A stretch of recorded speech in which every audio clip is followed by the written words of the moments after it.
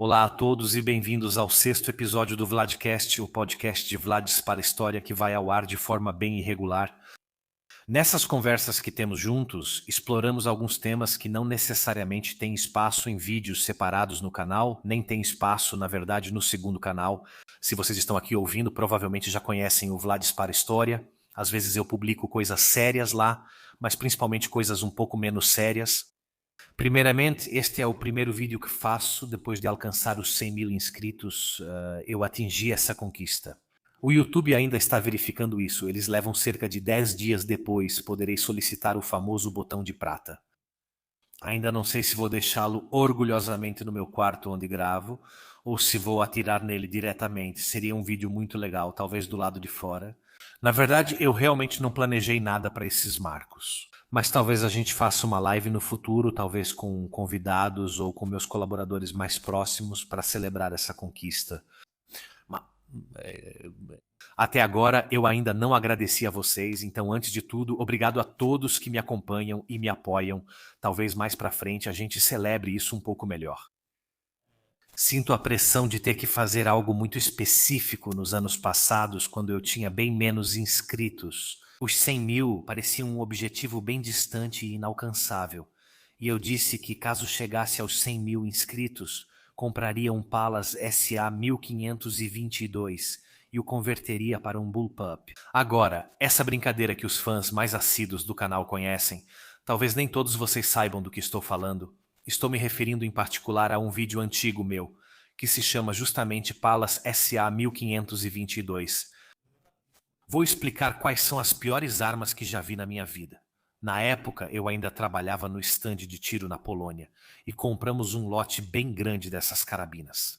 Parecidas com a R15, que deveriam ser bem econômicas, justamente para quem queria atirar com um M22 usando algo que se parecesse com uma R15.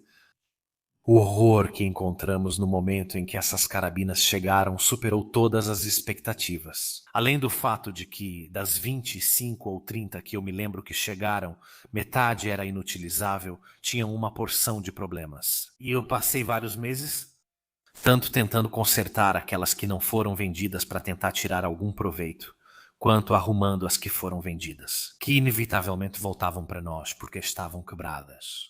Os problemas eram muitos, envolviam tanto os materiais quanto o controle de qualidade, tinham muitos problemas. Peças que se soltavam, roscas que eram feitas de papel machê. Havia muitos problemas no mecanismo de disparo. Um desses palas retornou com um gatilho binário. Disparava tanto ao pressionar quanto ao soltar. Assim, um toque resultava em 2 tiros. Outro que disparava em automático. Vocês sabem que isso é um problema sério para armas esportivas que deveriam ser semiautomáticas, e esses eram só alguns dos muitos problemas. A arma era construída de forma bastante ruim, era montada com várias pequenas peças presas por vários pequenos parafusos. O pior é que, para desmontar tudo, se me lembro corretamente, eram necessárias 6 ferramentas diferentes. Havia muitos tipos diferentes de parafusos, incluindo 2 tipos diferentes de Torx.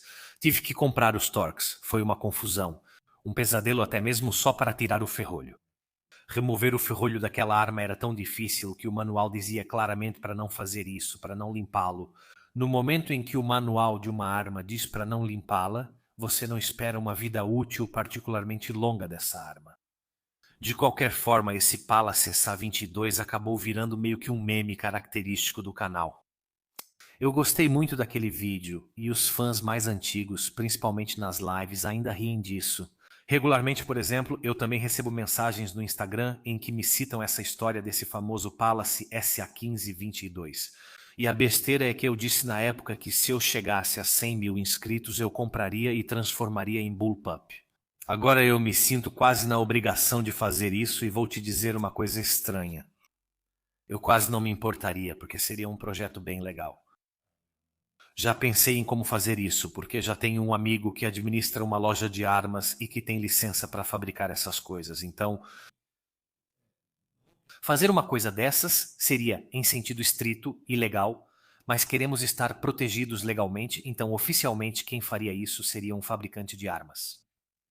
Toda a parte legal ainda preciso revisar, mas não descarto que no futuro eu faça essa loucura. Considere que neste momento esses Pallas, os poucos que ainda estão em circulação, Os poucos que ainda têm dignidade de estar em circulação estão custando cerca de 400 ou 500 euros. Muitos também vão se lembrar do meu canal. Comentário à resenha que a Army Magazine fez desse Palace, dizendo: nunca emperra. Dá para ver claramente que é sorte. Qualidade alemã provavelmente era só porque foi montado na Alemanha, porque de qualidade não tinha absolutamente nada. Muito triste. Assistam ao vídeo se ainda não viram. Um vídeo bem antigo, feito muito mal, mas dá para ver profundamente a minha imensa frustração por ter tido que trabalhar com essas carabinas por tanto tempo. Passei por situações extremas em que, com 2 carabinas quebradas, não consegui montar uma funcional, pois não havia outra opção. Muitas coisas dessa arma não são bobas. Resgatem esse vídeo, talvez no futuro possamos fazer um bom projeto para transformá-la em um bullpup. Bullpup, obviamente o bullpup é outro grande meme do canal. Eu não gosto muito desse tipo, da ergonomia dessas armas, por vários motivos diferentes. Também já falamos bastante sobre isso. O que eu queria contar, na verdade, sobre os meus 100 mil inscritos, me vieram à mente, digamos, 2 reflexões. A primeira reflexão, que é um pouco banal, diz respeito ao sucesso no YouTube. Não, porque no final é um trabalho de muitos anos, quase 700 vídeos depois, aqui estamos nós com 100 mil inscritos. Mas há muitas pessoas que tentam e não conseguem. Quero contar para vocês a minha fórmula do sucesso, o que eu acho que fiz certo e o que fiz de errado. E as escolhas que eu fiz, até porque certas mudanças ou certas direções que o canal tomou ou não tomou, muitas vezes foram escolhas muito deliberadas. Antes de tudo, para quem quiser começar, por exemplo, a aventura de ser influenciador sobre qualquer tema no YouTube, muitas vezes surge a dúvida se é mais importante a qualidade ou a quantidade. A verdade é que ambos são importantes. Eu percebi que, por exemplo, muitas pessoas desperdiçam suas energias quase tentando criar uma marca para si mesmas. O branding é importante, entende? No momento em que você cria um canal, precisa ser reconhecível, precisa ter um logo reconhecível, precisa ter um nome reconhecível, precisa ter um bordão. Atiro em coisas, né? No meu caso, você precisa ter um tipo de conteúdo que o usuário reconheça e espere. Isso é criar uma marca. No entanto, muitas pessoas pensam primeiro em criar uma marca e só depois em fazer o conteúdo. Você talvez abra um canal, se apresenta tudo bonito e depois não publica ou publica raramente. É muito mais importante começar a publicar. Publicar regularmente é a coisa mais importante, na minha opinião, quando se tenta criar uma marca, um canal de sucesso. Você tem que fazer, não pode perder tempo contando sobre si mesmo. Ah, eu gostaria de fazer esse projeto. Faça! Eu vejo muitos pequenos youtubers na área de armas, mas não só, que passam o tempo tentando se transformar em uma marca. Isso é algo que discuti amplamente com meu querido amigo Arnaldo Panja, conhecido como Barbarofa. Arnaldo, que inclusive trabalha com mídias sociais profissionalmente. Ele já me deu muitos conselhos no passado. No entanto, por exemplo, até ele já cometeu esse erro no passado e discutimos isso também porque ele fez. Eu o ajudei junto com outras pessoas a entender um pouco melhor o que ele mesmo quer para o próprio canal. Na minha opinião, e eu disse isso para ele bem abertamente, o bom Arnaldo às vezes perde tempo tentando construir ou reconstruir a própria marca.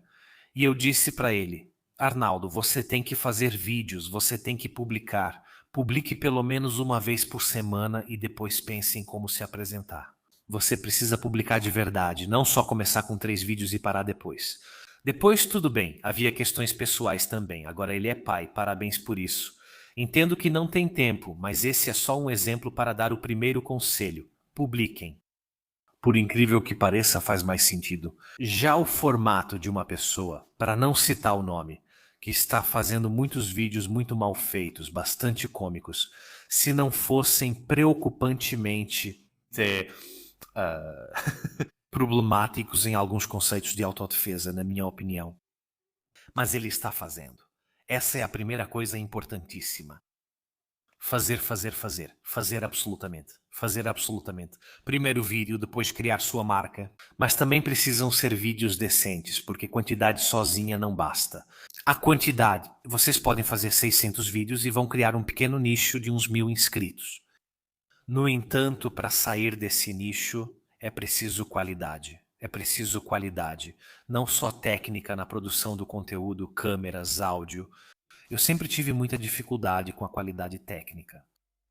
Meus vídeos, mesmo com algumas melhorias ao longo dos anos, sempre foram meio toscos no enquadramento e no áudio, que, convenhamos, é mais importante que a imagem. Aprendi que um bom áudio é mais importante para um vídeo do que uma boa imagem sem um bom áudio. É muito mais importante, especialmente para um formato como o meu. Sempre tento melhorar isso, mas sempre achei uma grande dificuldade.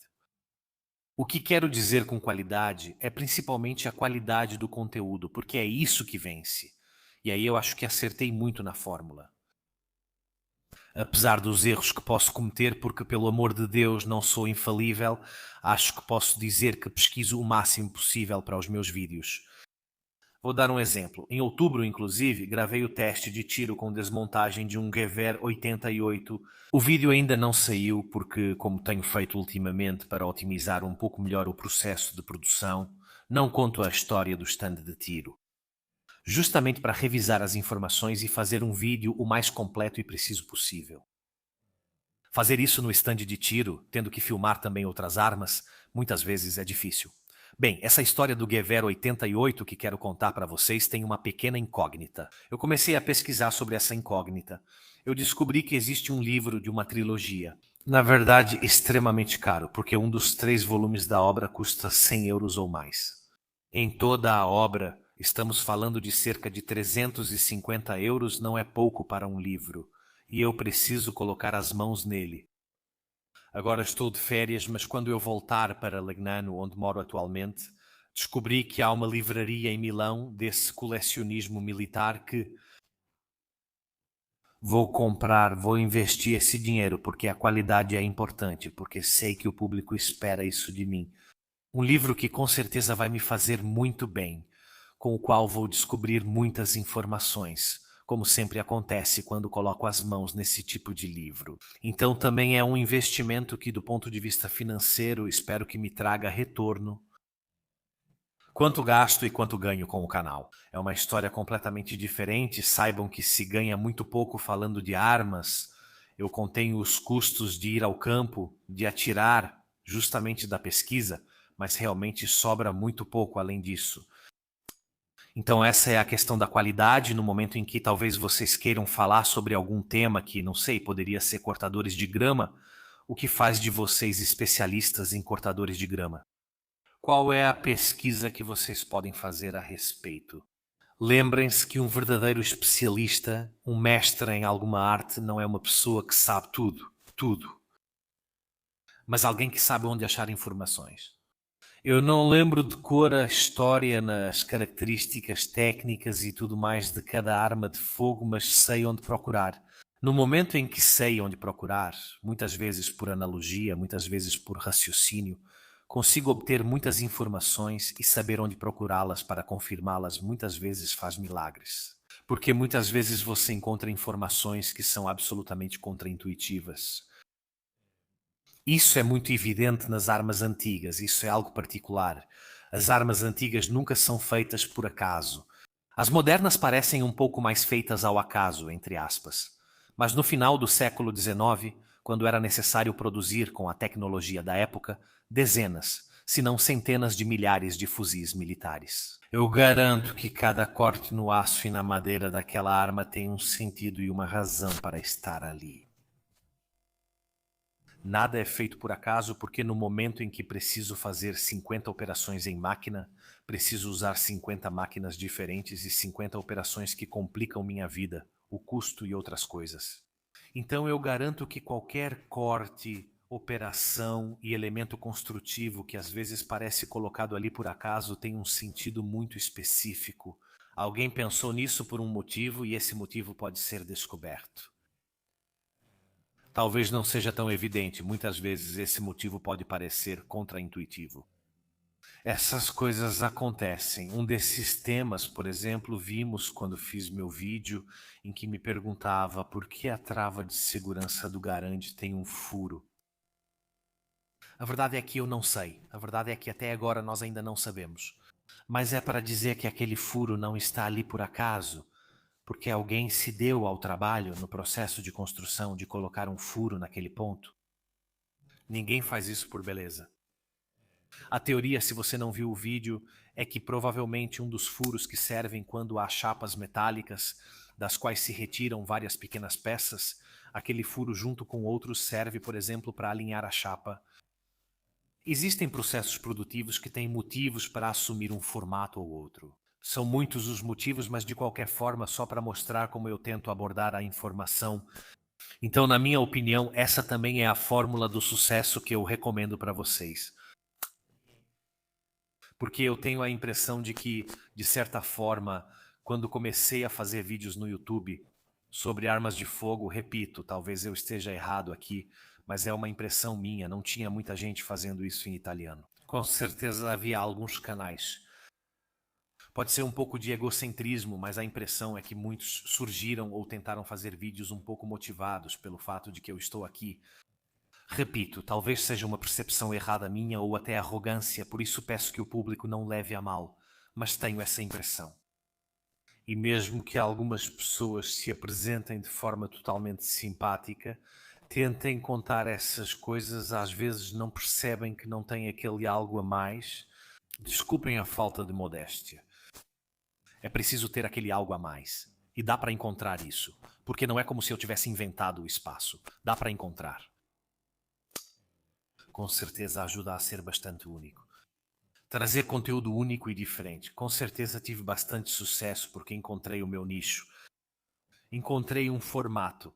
Porque se vocês pegarem meus vídeos mais antigos, eles eram bem diferentes. Tem algumas coisas que hoje, olhando para trás, eu teria colocado no Vlad Não Spara. Onde, além de conteúdos bobos, por assim dizer, também tem conteúdos bastante sérios. Eu teria colocado lá, em retrospecto. Porque eu ainda estava procurando o meu formato naquele momento. Encontrar o seu próprio nicho é absolutamente fundamental. Falando sobre nicho e sucesso no YouTube, a segunda reflexão. Essa é a segunda reflexão. Depois de quase 20 minutos chegamos lá. Não sei se vocês se lembram que no passado colaborei na criação de um programa de televisão chamado Spari Sport. Para o Spari Sport fiz uma série de pequenos vídeos técnicos que ilustravam alguns aspectos técnicos, mas também participei no estúdio de um dos episódios. Agora, recentemente, em outubro em particular, Spari Sport publicou um anúncio. Vou ler para vocês parte desse anúncio. Spari Sport não irá ao ar neste outono de 2024. Isso se deve a uma série de motivos comerciais e de gestão que impediram uma produção com os níveis de qualidade e de alcance alcançados nas últimas temporadas. Lamentamos aos nossos seguidores, mas produzir este programa de TV sobre tiro esportivo exige muitos recursos humanos e financeiros, e nem sempre temos as condições ideais. Spari Sport sempre existiu graças à publicidade. Nenhuma emissora, órgão ou federação pagou para produzir ou transmitir o programa. Aliás, as TVs sempre cobraram para transmiti-lo. Como fazem com outros programas? Uma distorção tipicamente italiana. Nosso programa aborda temas ainda evitados pelos canais tradicionais, como o tiro com armas de fogo. Aqui, abrindo um parêntese, é verdade, obviamente para o grande público, o tiro com armas de fogo é um tema totalmente tabu. Continuando. Infelizmente, a nossa missão sempre foi justamente essa: mostrar o tiro esportivo onde nunca se vê, na TV, para o grande público em toda a Itália e à noite. Para promovê-lo e desfazer os falsos mitos negativos sobre o tiro e seus praticantes tão injustamente difundidos na Itália, um país de campeões. Uma coisa muito importante para entender essa história, a minha relação com essa história, é que eu não me separei em bons termos desse programa. Por isso também não participei da quarta temporada. Vou tentar contar o máximo possível do meu ponto de vista como foi com essa pessoa, né, o produtor Alberto desse Spare Sport. Ele entrou em contato comigo um dia, como muitas pessoas na verdade fazem pelas redes sociais.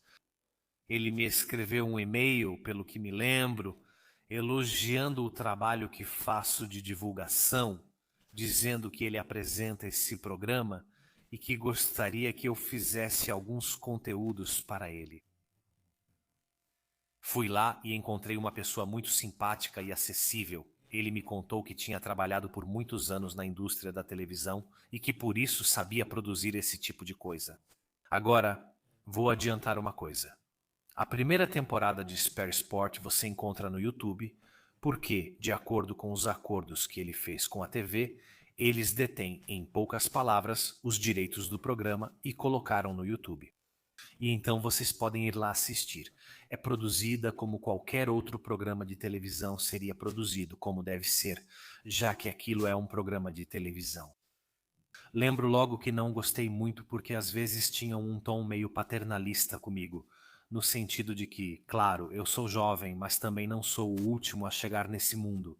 Se você me escreve porque estou tendo sucesso em divulgar as armas de fogo, tem um motivo para isso. Tudo bem, mas também faz sentido tentar dar alguns conselhos. Olha, eu não me importo com conselhos técnicos. No entanto, e é aqui que quero chegar, o que me incomodava era aquele certo tipo de atitude que poderíamos chamar de marketing dessa coisa. Porque no final das contas, ter sucesso em qualquer área, em termos de mídia, é muito uma questão de marketing, né? O influenciador, no final das contas, vende a si mesmo, de certa forma.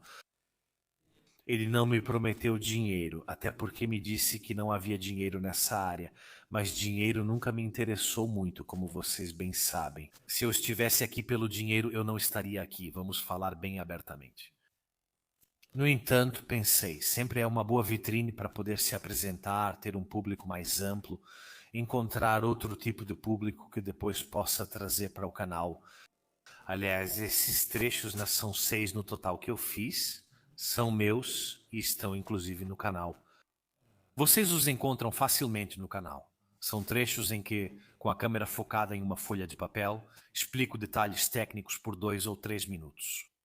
Além disso, participei como convidado no estúdio em um episódio. Infelizmente, esse vocês não podem encontrar na internet. Vamos chegar ao motivo. Fiz essa colaboração mantendo sempre contato por e-mail, por telefone quando necessário. Agora, quem me conhece de perto, meus amigos, meus colaboradores mais próximos, sabem o quanto eu odeio telefonemas. Eu detesto profundamente telefonemas. Telefonemas são uma coisa que eu não entendo e das quais eu não sinto falta na vida.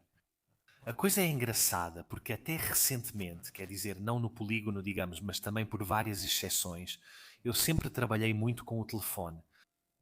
Posso dizer isso agora porque já passou um tempo, eu trabalhei para um grande site de reservas de hotéis online e passei bastante tempo ao telefone ou em várias ligações de trabalho, coisa que eu odeio profundamente.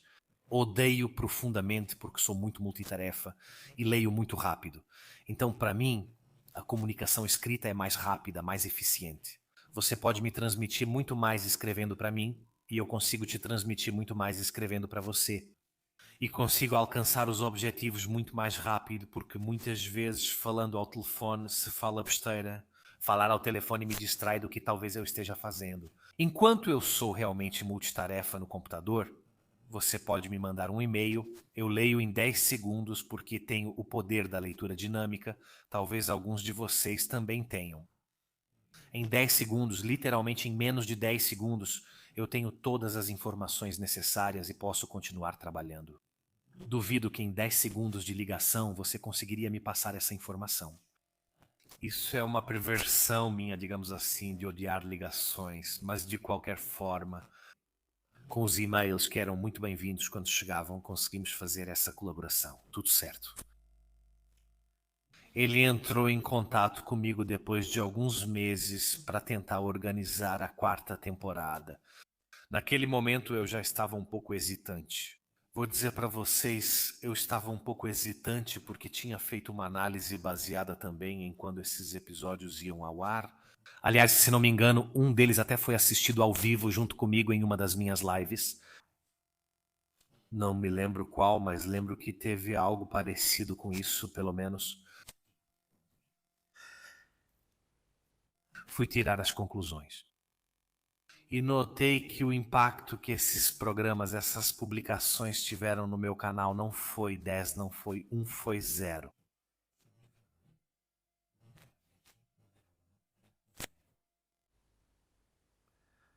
Não posso confirmar isso 100% porque é difícil dizer quantas pessoas naquele momento assistiram ao meu vídeo e foram me procurar na internet, mas tenho quase certeza de que 0 é a resposta. E os únicos inscritos ou dinheiro que eu ganhei com esse meu trabalho foram aqueles que vieram graças à republicação dos meus trechos no meu canal do YouTube. Então, já meio hesitante com isso, porque para mim naquele momento se tornava uma coisa gratuita, tudo bem, mas que não trazia nenhum benefício para mim de nenhuma forma. Ao invés disso, se eu tivesse que fazer esses trechos explicando as coisas, eu faria para mim do meu jeito, não do jeito que servia para ele, né? Claro, isso é claro. Ele me convidou para um jantar. Marquei um compromisso, aconteceu alguma coisa comigo, juro que não lembro o que foi. E perguntei para ele: podemos remarcar esse jantar? Aliás, acho que foi na manhã do próprio dia. É um pouco chato, mas imprevistos podem acontecer. Ele ficou profundamente ofendido.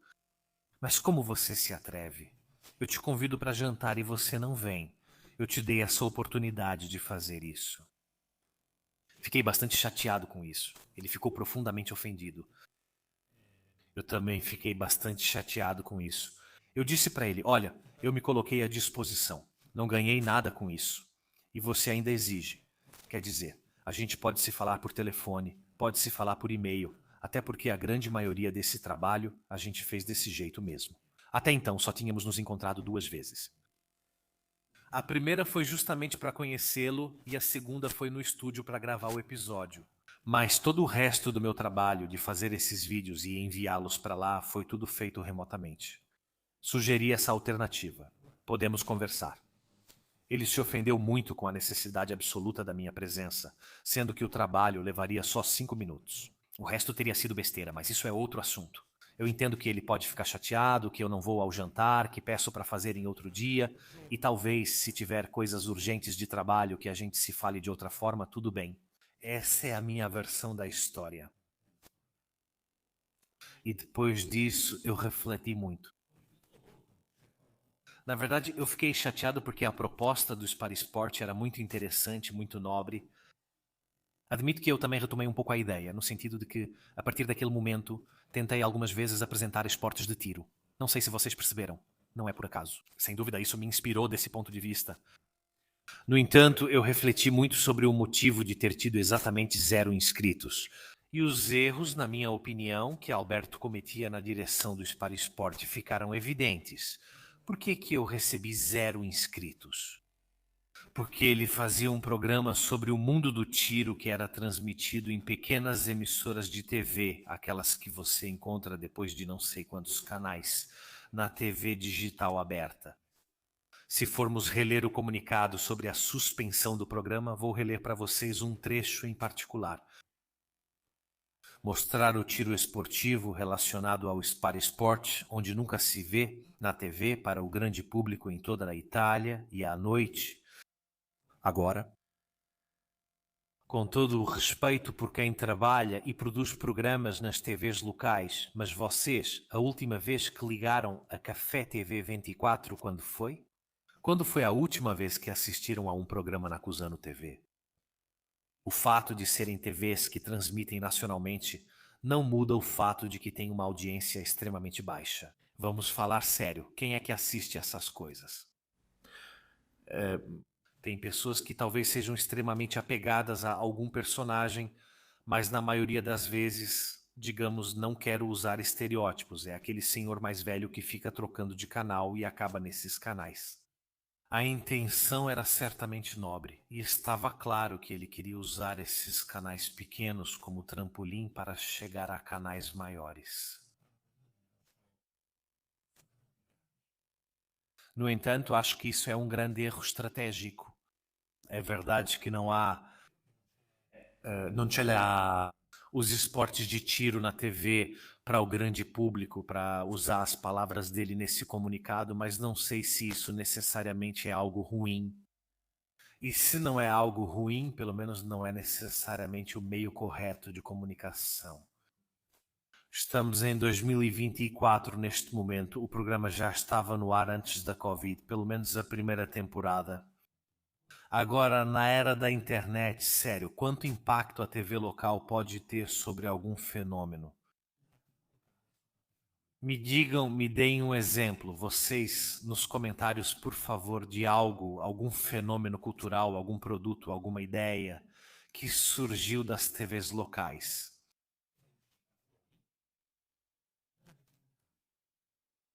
Pelo menos nos últimos 20 anos. A verdade é que não é um bom meio de transmissão.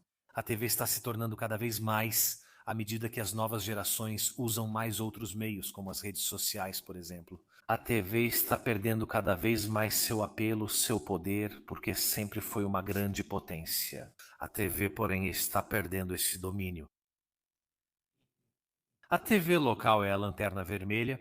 No momento em que a qualidade das produções da TV mainstream é ainda maior, a TV local sofre bastante. Havia muitas TVs locais, mais TVs locais antigamente, muitas fecharam por motivos óbvios. No momento em que, quando você se encontra produzindo um produto desse tipo, pelo que entendi, as pessoas, as empresas que o patrocinavam, pelo que se entende nas entrelinhas, porque havia empresas que o patrocinavam justamente graças à arrecadação publicitária, não fizeram mais isso. Vocês sabem por que acho que eles pararam de fazer isso? Porque eles também perceberam que o impacto é exatamente zero. Porque no momento em que você faz propaganda de produtos para atiradores, mas faz isso nas TVs locais, para os idosos que ficam trocando de canal à noite, exatamente que retorno publicitário você pode ter? O tiro já é uma coisa de nicho, ainda é colocado na maior, ou melhor, no menor dos nichos das TVs locais. No momento em que tenho uma pessoa que é capaz de comprar um produto de uma empresa, digamos a Beretta, falei assim, não sei se a Beretta patrocinava. No momento em que eu sou capaz de comprar um produto, Beretta, não é que eu o compro porque eu o vi. A publicidade na Café TV 24, não sei se me faço entender. Então eu acredito que aqui, Alberto, não sei nem, gostaria de dizer que tentei explicar para ele, mas não me lembro, ele errou profundamente. O seu público-alvo. Espera Sport não foi renovado para uma nova temporada. Ele não renovou para uma nova temporada. Porque a mentalidade por trás disso está profundamente errada. Há outra prova dessa mentalidade. Agora, eu faço vídeos para o YouTube, meus conteúdos estão disponíveis publicamente, exceto por algumas coisas que são reservadas para os assinantes. Realmente poucas coisas. Eu sou um grande defensor de tentar apresentar as informações e o acesso às informações da forma mais livre possível. Eu não quero esconder as informações atrás de um paywall, porque eu acho que o bom trabalho, as informações, devem ser acessíveis a todos. Depois a forma de ganhar dinheiro vai ser justamente a publicidade, vão ser outros tipos de ganho, assinaturas, camisetas, essas coisas assim. Essa é uma escolha filosófica bastante específica que eu sempre fiz. Se vocês agora isso não existe mais, mas se vocês entrassem no site do Spari Sport no arquivo de episódios, podiam comprar, por exemplo, pelo preço simbólico de 4,95 euros o acesso ao episódio. Alberto me disse muito abertamente na primeira vez que nos conhecemos que ele não quer essas coisas no YouTube porque depois as pessoas pegam e fazem coisas com elas e ele quer ter as dele. Mas o fato das pessoas na internet pegarem e fazerem coisas com isso é algo positivo. É algo positivo. Porque falem bem ou falem mal, o importante é que falem.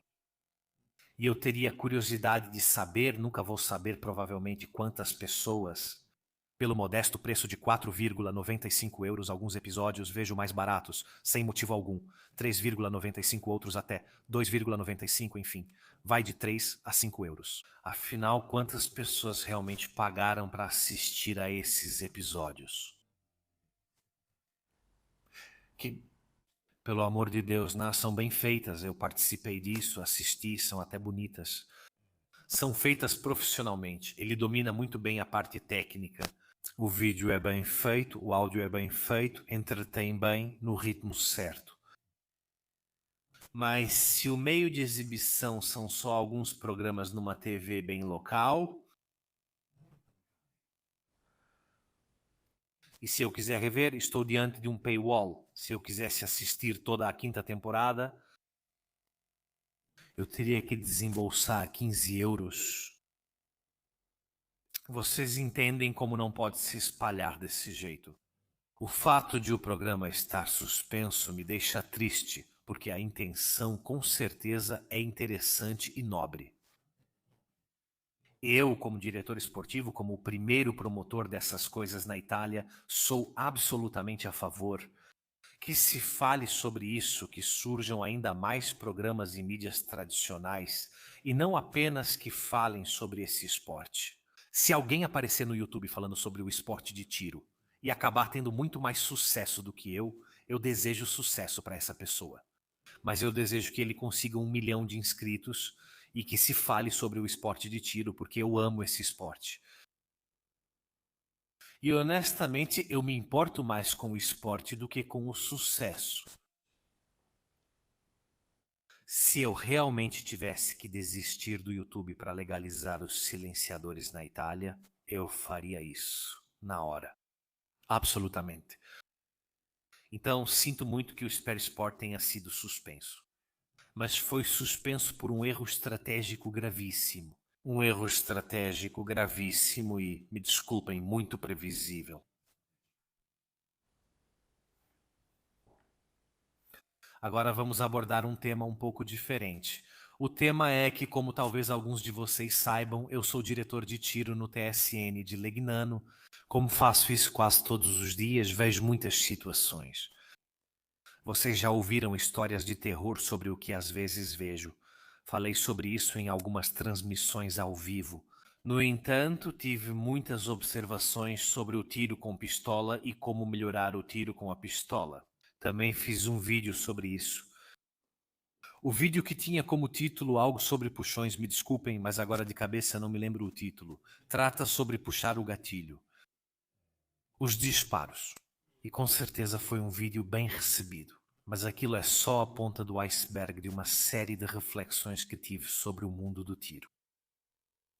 Eu percebi essa coisa estranha que muitos atiradores e até alguns instrutores de tiro estão muito mais concentrados no aspecto da mira do que, na minha opinião, deveriam estar. No momento em que você mira no alvo e mira bem, mas quando aperta o gatilho, a arma se move por um defeito na sua técnica, você pode mirar o quanto quiser.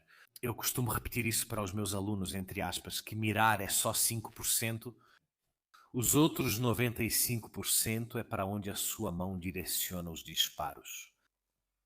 Muitos colocam a culpa na arma, em como as miras estão ajustadas ou nas munições. No entanto, para mim, isso tudo são, usando um termo moderno, desculpinhas mentais. No momento em que a arma está devidamente ajustada, tudo depende de vocês. As munições, do jeito que são, vão retas. Munições de um tipo, em comparação com munições de outro tipo, a 25 metros, se vocês estiverem em uma competição, se houver uma munição que bate 2 milímetros mais para lá e isso custar a competição para vocês, faz uma grande diferença. Mas para atirarem um pedaço de papel falando defensivamente, a 12 metros não são as miras que estão desreguladas. É quase sempre exclusivamente culpa do atirador. Culpa de como o atirador, muitas vezes inconscientemente, movimenta a arma no momento do disparo. Achei extremamente útil neste meu trabalho, especialmente para diagnosticar o que está acontecendo, os salva-percussores. Os salva-percussores misturados entre as munições reais nas armas fazem com que, quando a pessoa puxa o gatilho pensando que vai atirar, mas a arma só faz um clique, você consegue ver como ela se move, faz milagres. Fazem milagres gigantescos. Há pessoas que entendem esse conceito muito rapidamente, percebem esse erro delas, outras são um pouco mais lentas para corrigir isso. E nessa correção do erro é fundamental a pegada da arma, como ela fica na mão. E eu descobri que não é o atirador que encontra a arma, mas sim a arma que encontra o atirador, como as varinhas do Harry Potter, praticamente. É verdade. Porque uma arma se encaixa melhor em uma mão, e nós temos mãos muito diferentes, dedos mais ou menos longos, palmas mais ou menos compridas, mais largas ou mais estreitas, espaçadas de formas diferentes, etc. Como uma arma se encaixa na mão faz uma diferença gigantesca. Faz uma grande diferença. Certo, é preciso usar a técnica correta e com a técnica correta faz a diferença. Passei por isso, por exemplo, quem me acompanha há muito tempo sabe que no começo eu não gostava muito das Glock, mas com o tempo esse sentimento mudou um pouco. Hoje eu até gosto bastante delas, em especial alguns modelos. Isso também mudou porque eu também mudei como atirador e com certeza melhorei na técnica de tiro, especialmente com arma curta. Por isso, eu me sinto um pouco melhor com algumas empunhaduras do que com outras. Tive um atirador que, por exemplo, tinha muita dificuldade em atirar com uma Glock comprada por recomendação de um colega, mas depois, ao passar para a clássica Beretta 98, se deu muito melhor. Não era mágica, simplesmente ela se encaixava bem na mão dele. E isso faz uma enorme diferença. E então percebi outra coisa, só para explicar um pouco melhor o que ainda vou contar para vocês. Também faz muita diferença a força que vocês têm nas mãos. É, alguns tendem a dar pistolas menores para as mulheres porque elas têm mãos pequenas. Eu sempre achei isso uma grande besteira. A mão pequena se ajusta à empunhadura. Claro, não pode ser excessivamente grande, mas o que realmente faz a diferença é a força física. É o quão firmemente se segura a arma, porque vocês podem apertar o gatilho que nem loucos, que nem uns animais, mas mesmo que façam isso, se segurarem com tanta força, tão corretamente, que a arma não se move no momento em que dispara, é bastante irrelevante se vocês puxam ou não o quanto apertam o gatilho. Por isso, uma empunhadura sólida, correta, mas também firme. E aí é preciso um pouco de força física. Faz uma enorme diferença porque controla não só o recuo, mas também justamente o disparo. Porque se eu a mantenho firme, a arma dispara. Mesmo que eu tenha puxado o gatilho ou usado o dedo indicador de forma brusca, o tiro vai sair reto, de qualquer forma. E eu percebi que a melhor coisa que alguém pode fazer para melhorar a própria mira, mesmo sem possuir uma arma ou sem nem ir ao stand de tiro, é ir à academia.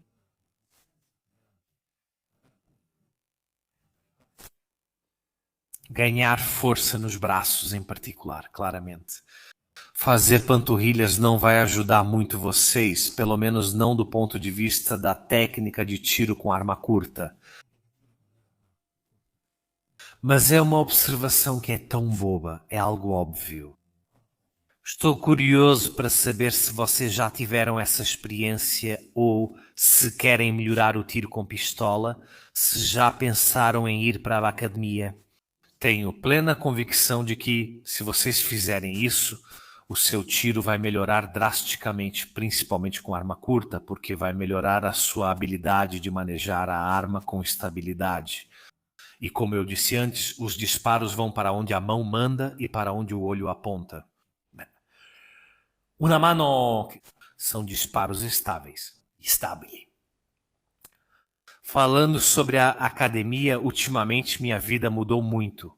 Minha vida mudou muito porque eu refleti um pouco sobre a minha vida. Isso é para agradar as pessoas que dizem que eu não falo sobre mim. Se vocês chegaram até aqui no Vladcast, mas estamos chegando ao final do Vladcast, e se vocês chegaram até aqui, vocês estão realmente interessados? Espero que sim. Quanto ao que eu tenho para dizer, também como pessoa, eu não conto muito sobre mim, vou contar um pouquinho sobre mim neste momento. Refleti bastante sobre mim mesmo, sobre a minha vida, sobre as minhas qualidades, sobre os meus defeitos, minhas forças, minhas fraquezas.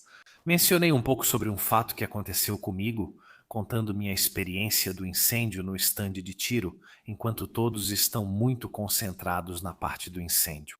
Alguém percebeu que eu também falei sobre uma certa dificuldade que tive para engolir carne, quando alguns anos atrás, com um pedaço de carne, eu praticamente estava me engasgando. Estou vivo e bem, mas refletindo muito sobre aquele episódio, aquilo me deu um medo enorme. Foi realmente a primeira vez na minha vida, foi meio traumático, porque percebi que eu realmente poderia ter morrido ali.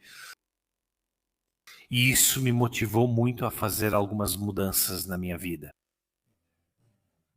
Estou me alimentando muito melhor. Estou indo ao CrossFit 5 vezes por semana, que comecei no final de setembro, início de outubro. Comecei indo 2 vezes por semana e gostei tanto que estou indo 5 vezes por semana e já estou notando muitas mudanças. Benefícios na minha vida, mas também no tiro. Para voltar ao tema anterior, uma frase que ouvi e me inspirou muito, não lembro quem disse ou porque disse. Em poucas palavras, a vida é sofrimento. Você na vida tem que sofrer e não tem como fugir disso. Mas você pode escolher se vai sofrer agora, fazendo dieta, comendo bem, indo para a academia e sofrendo na academia. Ou você vai sofrer quando não puder escolher, quando for velho, quando estiver obeso, quando tiver problemas de saúde. Nesse momento você não vai poder escolher e vai ser tarde demais. Eu realmente refleti muito, muito sobre essas coisas e sobre voltar a treinar.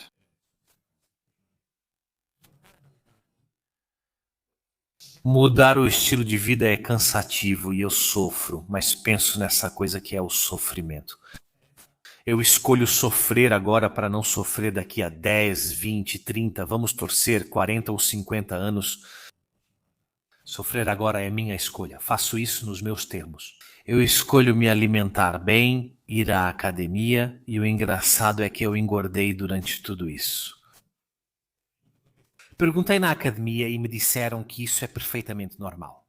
Mas eu já vejo muitas mudanças no meu corpo. Eu não sou uma pessoa magra. Isso é bastante evidente pelos meus vídeos. Porém, quem me conhece de perto, em especial, notou uma mudança drástica no meu físico. Ainda tenho a barriguinha de chope, mas pelo menos minhas pernas estão mais finas. Eu ando muito mais ereto quando caminho, quando me movimento e quando faço essas coisas. Não fico mais constantemente ofegante. Respiro muito melhor, penso muito melhor. Verônica, minha companheira, brinca dizendo que fico burro após o treino. É verdade, pois todo o meu sangue vai para os músculos. Não sobra nada para o cérebro raciocinar. Mas depois de descansar, uma coisa que talvez muitos saibam, aquela clareza mental que você tem depois do treino. Com certeza há uma resposta científica por trás. Deve ser algum tipo de equilíbrio hormonal ou uma boa oxigenação no corpo depois de um treino, um metabolismo acelerado. Não sei, com certeza tem algo por trás disso. Estou obtendo muitos benefícios, também estou tentando melhorar minha vida do ponto de vista mental. Também por causa disso, por exemplo, quase parei completamente de jogar videogame. Não jogo videogame há 1 mês e meio, quero dizer, pelo menos 5, 6, talvez 7 semanas. Eu os tirei do meu computador porque pensei, mais um dia daqui a 10, 20, 30, 40 anos no leito de morte? Será que vou me importar por ter jogado esses videogames? Prefiro usar esse tempo talvez para produzir vídeos, talvez fazer um passeio, talvez ler um livro que me ensine sobre algum assunto. Comprei um livro e agora estou lendo dois. O primeiro sobre a história do Império Bizantino, tema em que eu tinha grande lacuna, e o segundo livro. Não sou religioso nem crente, mas estou relendo a Bíblia. Queria reler porque já fiz isso, mas queria me lembrar de toda uma série de referências na arte, na literatura, no cinema. Está cheio dessas citações, está cheio dessas histórias. Além do fato de que eu tenho um grande interesse pela história das religiões, vamos chamar assim do ponto de vista antropológico, do ponto de vista científico, como um processo humano e social. A religião me interessa muito. Desse ponto de vista, repito, não sou crente, então de outra forma não me interessa, por isso faço muitas piadas, muitas brincadeiras sobre o tema religioso. É um tema que sempre me interessou muito. Até estudei um pouco, mas isso é outra história. Por isso estou lendo, estou relendo a Bíblia. Muito interessante, terrivelmente repetitiva, entediante em alguns momentos. Mas estou usando esse tempo que, de outra forma, seria desperdiçado em um sofá ou em uma poltrona, sem fazer nada, para tentar fazer alguma coisa. Não sei se devo chamar isso de crise do quarto de vida ou chamar de coisa o momento eureka. Mas estou orgulhoso do que estou fazendo, me sinto muito, muito melhor.